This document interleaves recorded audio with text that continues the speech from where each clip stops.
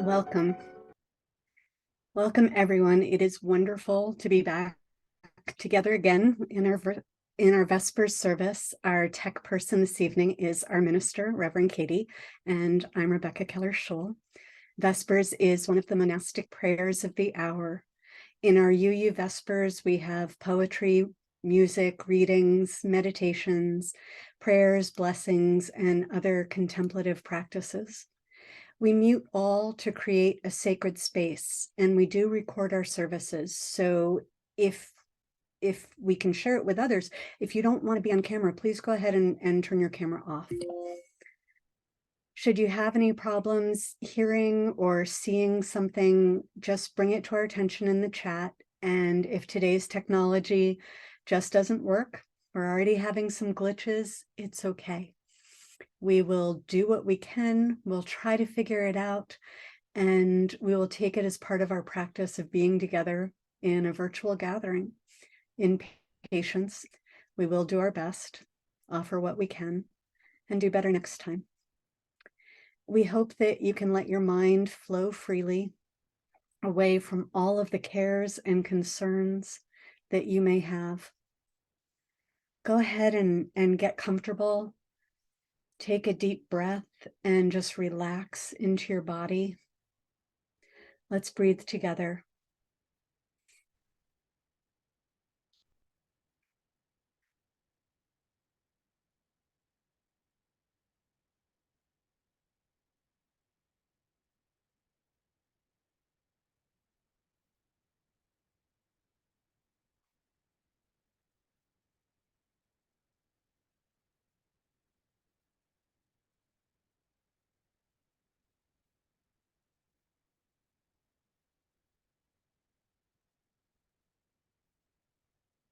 We open our sacred space with the lighting of our chalice and words by Douglas Adams. These come from the Ultimate Hitchhiker's Guide to the Galaxy. Another world, another day, another dawn. The early morning's thinnest sliver of light appeared silently. Several billion trillion tons of super hot exploding hydrogen nuclei rose slowly above the horizon and managed to look small, cold, and slightly damp. There is a moment in every dawn when light floats. There is the possibility of magic. Creation holds its breath.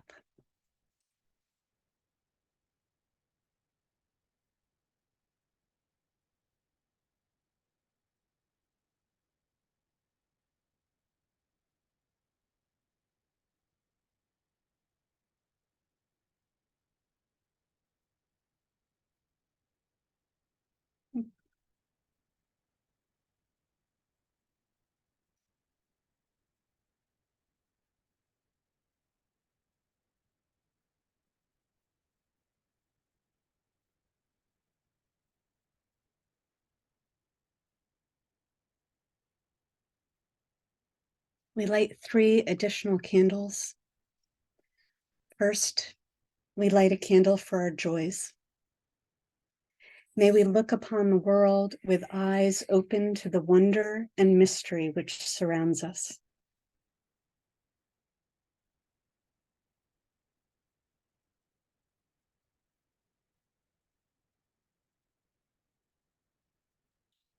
Our second candle is for our sorrows. May we hold them gently, that they may pass when the time has come to let go.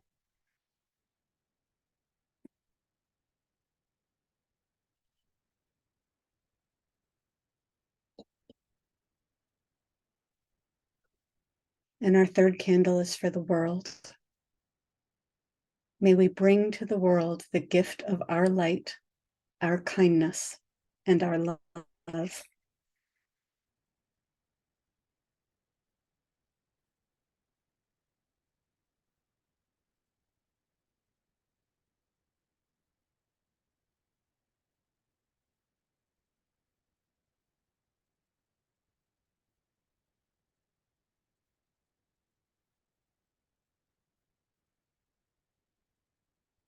Our ministerial theme this month is awe and mystery.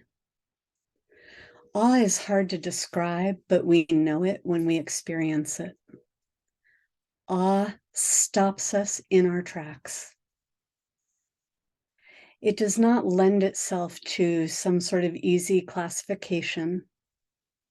It is a mindfulness which is evoked from outside in a very organic way. Let me say that again. It's a mindfulness that's evoked from outside of us in a very organic way. Cultures around the world honor awe-inspiring places, and art seeks to evoke awe. Awe is healthy. It reduces the influence of the fight or flight response on the nervous system. It reduces stress. If you've ever watched a young child as they discover the world, then you can recognize awe, for they find it in anything and everything. For our musical interlude tonight, we're going to listen to someone I find awe-inspiring. She's a 13-year-old Dutch opera singer. Her name is Amira Willighagen, and she's singing Voce Sapete. So please enjoy.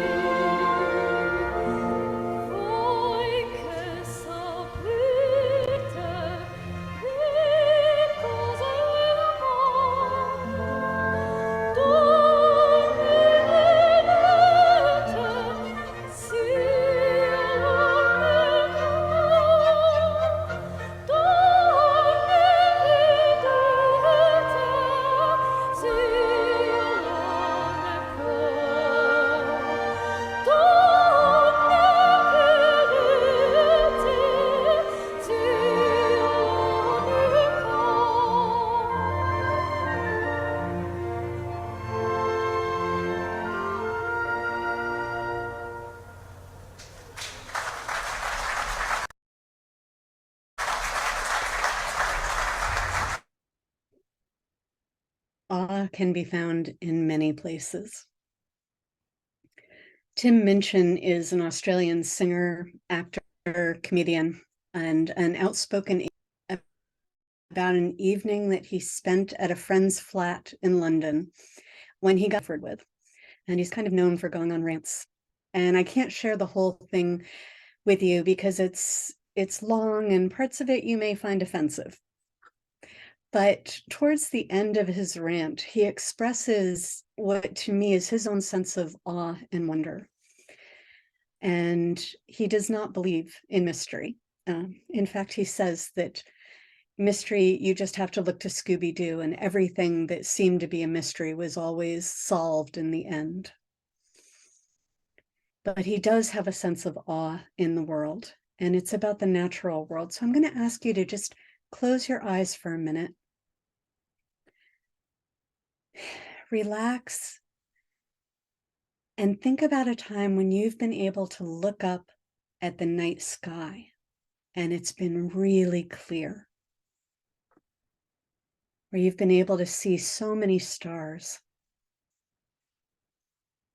You might even see some planets or a shooting star.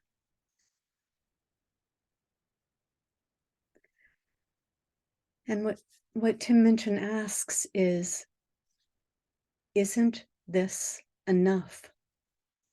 Just this world, just this beautiful, complex, wonderfully unfathomable natural world. How does it so fail to hold our attention that we have to diminish it with the invention of cheap man-made myths and monsters? If you're into Shakespeare, lend me your ear to gild refined gold, to paint the lily, to throw perfume on the violet. It's just silly, or something like that. Or what about Sachemo? I see trees of green, red roses too. Minchin goes on to say, I am a tiny, insignificant, ignorant lump of carbon. I have one life, and it is short and unimportant.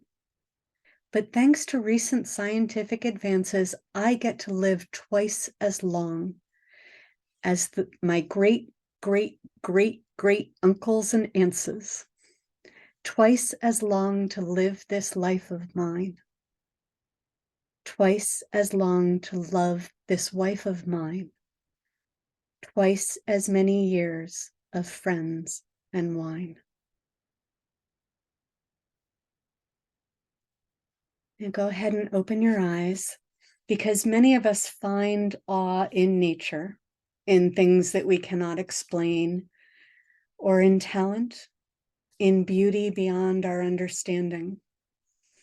My daughter understands engineering, but finds awe in the construction of a bridge that spans a long stretch of water, or watching a building go up outside her apartment window. It's less important where you find awe than that you find it somewhere, that your mind and your heart be open to the experience of being in awe of something. So we're going to sit back, and you can either close your eyes or you can focus them on the image that's going to come up on the screen. But I'd like you to try to remember a time when you experienced awe. Some of the ideas that came to mind for me were times where I gazed upon a vista once I'd climbed to the top of a mountain. When I stared into my newborn children's eyes for the first time.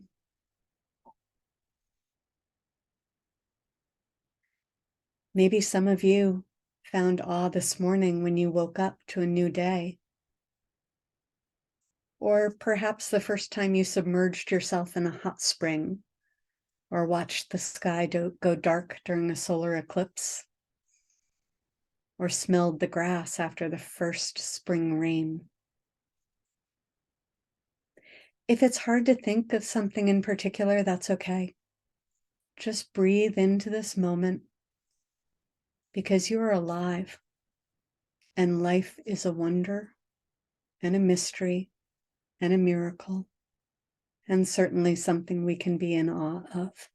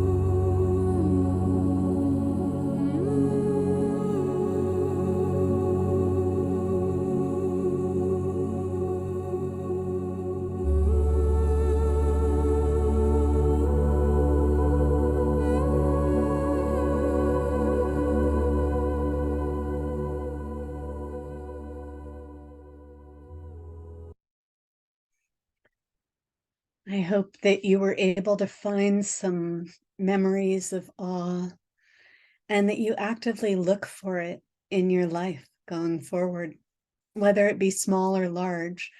There are things all around us that can cause us to pause if we only pay attention. Our closing words come from Dean Koontz, who's known mostly for writing scary stories. But this is from his book, A Big Little Life, which he wrote about his dog. Koontz wrote, "Because we are imperfect beings who are self-blinded to the truth of the world's stunning complexity, we shave reality into paper-thin theories and ideologies that we can easily grasp, and we call them truths. But the truth of the sea in all its immensity cannot be embodied in one tiny tide-washed pebble. In each little life, we can see great truth and beauty. And in each little life, we glimpse the way of all things in the universe. If we allow ourselves to be enchanted by the beauty of the ordinary, we begin to see that all things are extraordinary. If we allow ourselves to be humbled by what we do not and cannot know, in our humility, we are exalted. If we allow ourselves to recognize the mystery and the wonder of existence, our fogged minds clear. Thinking clearly, we follow wonder to awe, and in the state of awe, we are as close to true wisdom as we will ever be.